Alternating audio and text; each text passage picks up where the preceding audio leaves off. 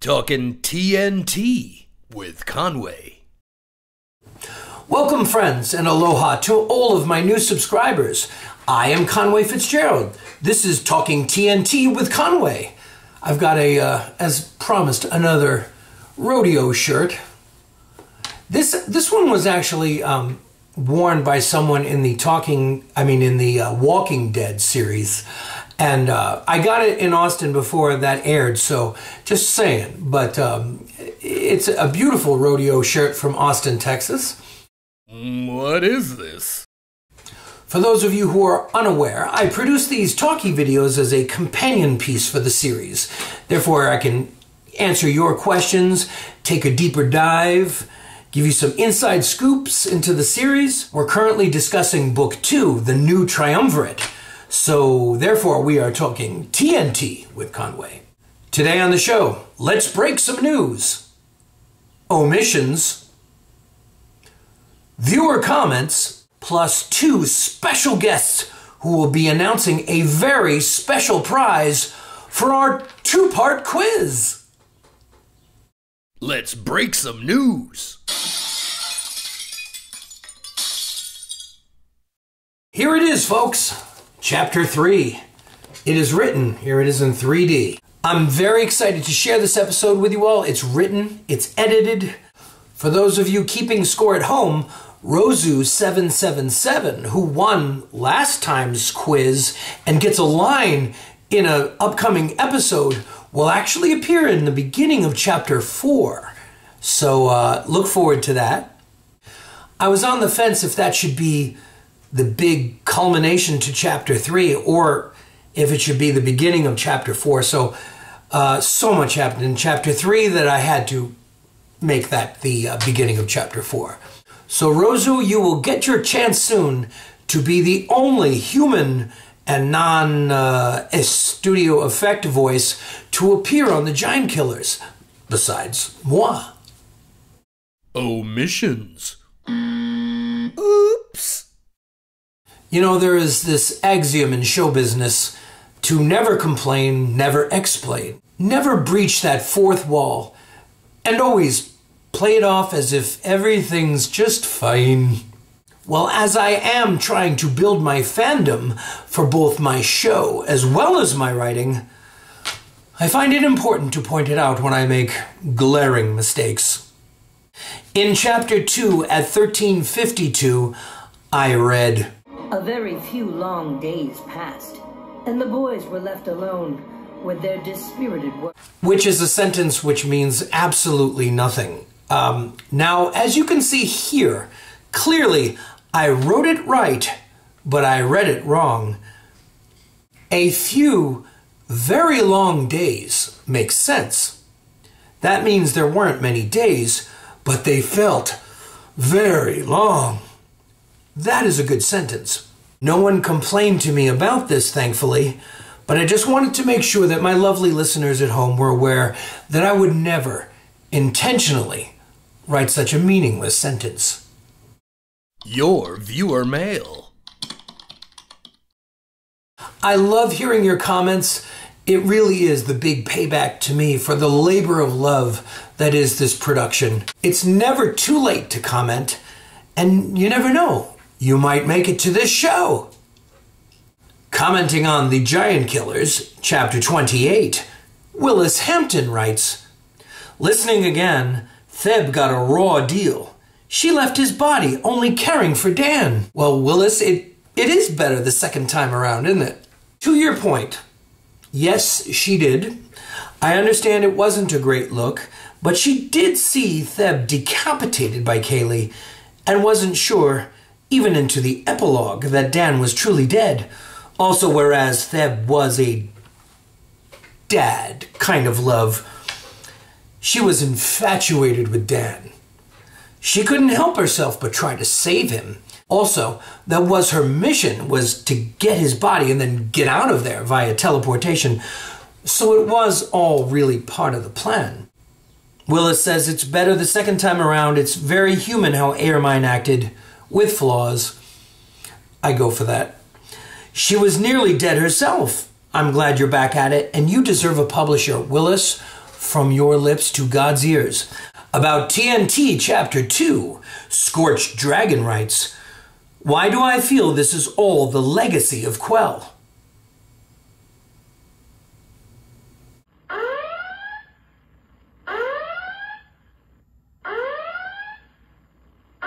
Now, whatever gave you that idea? I mean, how could Quell Tavor be involved? I mean, he was human. He'd be like 200 years old by now. Now, yes, he was still breathing. He was still alive when he was dragged down beneath by Moscow, down to his hell dimension. And he was missing both arms. What is this reminding me of? Victory is mine. We thank thee, Lord, that in thy mercy... Come on, then. What? How at you! You are indeed brave tonight, but the fight is mine. Oh, had enough, eh? Look, you stupid bastard, you've got no arms left. Yes, I have. Look! Just a flesh wound. Anyway, I appreciate the comment and... pussy. And now, your feature presentation. Folks, it gives me great pleasure to introduce two very special guests to the show today. These are two important supporters who've also become friends of mine. They reached out to me with a very special offer to hire my own daughter, Gwen, to contract her to create a slide for the show and then offer it to you, one of the listeners at home, for getting the quiz right. That original Gwen Grimes drawing, which will appear in the next show, could be yours. It just goes to show I love all of you, my listeners, and every little bit helps, whether you're a listener or one of my treasured Patreon supporters. Thank you. Every little bit helps, and this is a big bit. So allow me to welcome them to the show. Well, everyone, I'd like to welcome two guests. Yes, I have two guests today. I have Darth Vader. You all know him. He was also on a previous Talking GK show of mine, discussing some of the character sheets that he had created that would work for 5e that were involving some of the characters in the story. And also, I'd like to introduce Michael, who's also known as Bloodchild, who is another person who's going out of his way to help promote the Discord channel. So that's where you can go and chat with other fans of the series. Well, first I should say welcome to you both. Thank you so much for joining us from the outer space as well as the distant realms. Thank you for coming. Thank you for having us. Right on. Right on. It's a pleasure to be here. Oh, well, it's wonderful to have you both. Now, as I had mentioned previously, the two of you reached out to me with an extraordinary offer, and I am just so touched. And I was just blown away by it. You both have offered to help hire my daughter, Gwen, to do a specific slide that you're going to offer to give away to the winner of today's quiz. Is that right? That is the plan. Well, I'm so blown away by that. So what, maybe you guys could tell me what inspired this offer? Well, the main thing is that if this book gets published, when it does.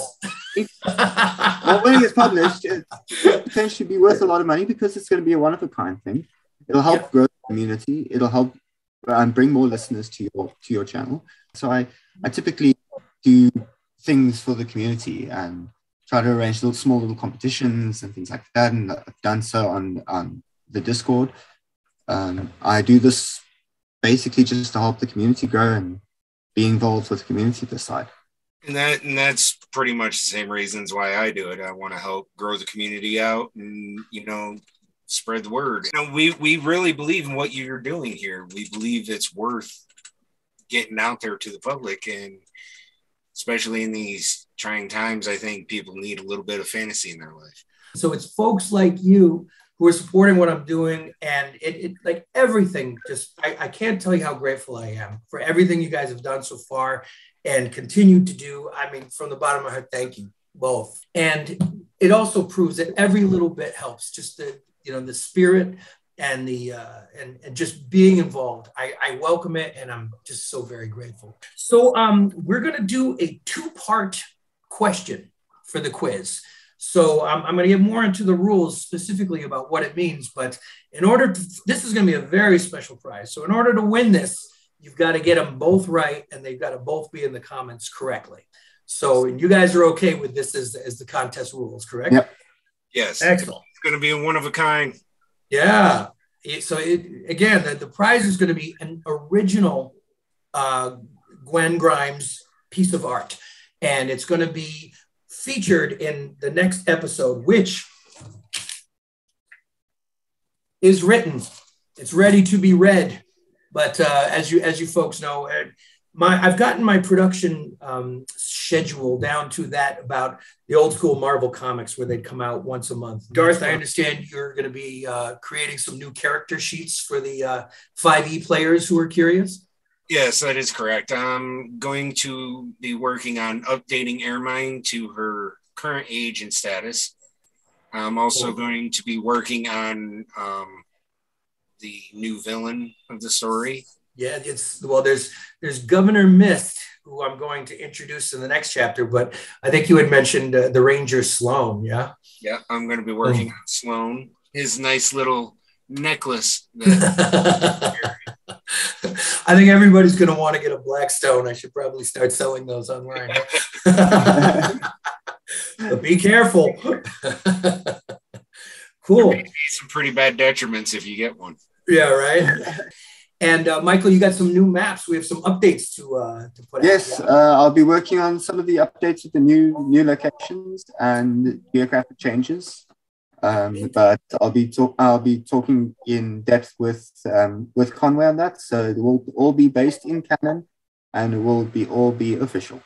Awesome. Well, it makes me so happy to know that I have friends and supporters, and the fact that you would take time out of your busy schedules and put in the effort to help me. I'm just eternally grateful. I can't tell you. I mean, I always lament how much stuff I have to do, but it really means a lot when people can just do things like, hey, can you add this, to the map? And you're like, sure. And then bam, there it is. And it looks beautiful. So I really appreciate that. And everything you're doing with the Discord and the writers AMA section. So what that's going to be, AMA stands for Ask Me Anything. So what it's going to be is you folks can post questions on the AMA channel, and I will get there and I will answer your questions. So that's what Michael's working on next, correct?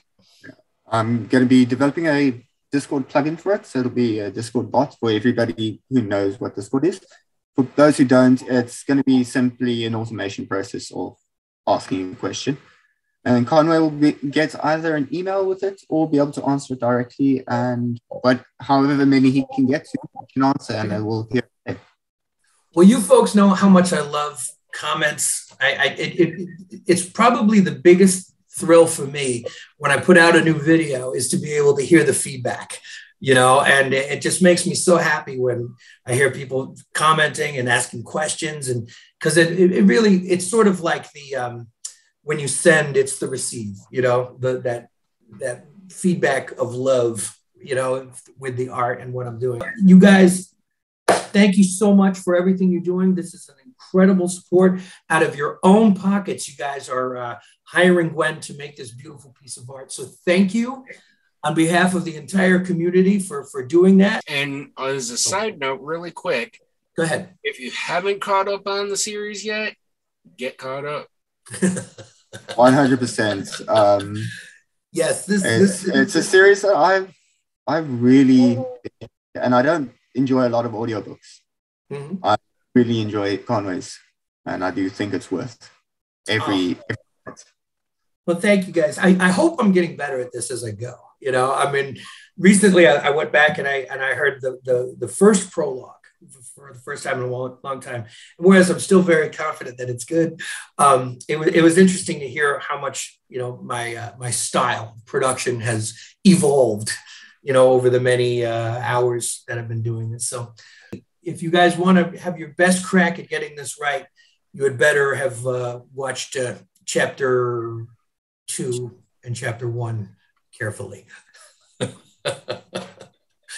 Well, thanks again, fellas. I really appreciate you. Thanks for joining me on Talking TNT with Conway. I hope to have you both back again soon. And I hope to be back soon. Love to be here.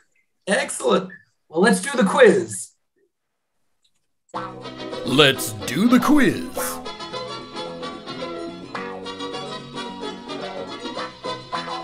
Now, this is a two-part question. Listen carefully. In order to claim the prize, you must be the first to answer both questions in one comment in the comments below. So if you got one right and then you thought of the next, hey, you've got to answer them both again. Fair? Also, it's like Wheel of Fortune in that if you put forth your answer and it's like almost right, it's like, it's so close, but it's not quite there, anyone else can then swoop in and use your idea and solve the puzzle. Sorry. And as always, I do offer hints. Just ask your questions in the comments below and I will hint away. All of you are welcome to read everybody else's hints. All you have to do is ask. But believe you me, I don't want this one to end up in the stumped you category. So let's get this right. Okay, here's question 1. Why is Ermine so rough with Faye Herslet? I mean, Faye Herslet's this beautiful little pixie. She's a little fairy creature, a little fae. And Ermine, she's really ham-handed with her. Why? Why is Ermine so rough with Faye Herslet? Here's question 2. While in Ermine's bag, the two boys saw Faye Herslet. She was seated atop the birdhouse Ermine had constructed for raising griffins and eagles, when she still did. So question 2 is, why was Faye Herslet seated atop the birdhouse? So if you know the answers to both questions, be sure to be the first to answer in the comments below, and you could be the winner of an all-original slide, the original one-of-a-kind copy penned by my brilliant daughter Gwendolyn Grimes. Good luck. That's all I have for you today. Thank you for being a viewer of my productions. I love and cherish every single one of you. Thanks for being here and for talking TNT with Conway. This has been Talking TNT with Conway. Be sure to like, subscribe, and share with all your friends.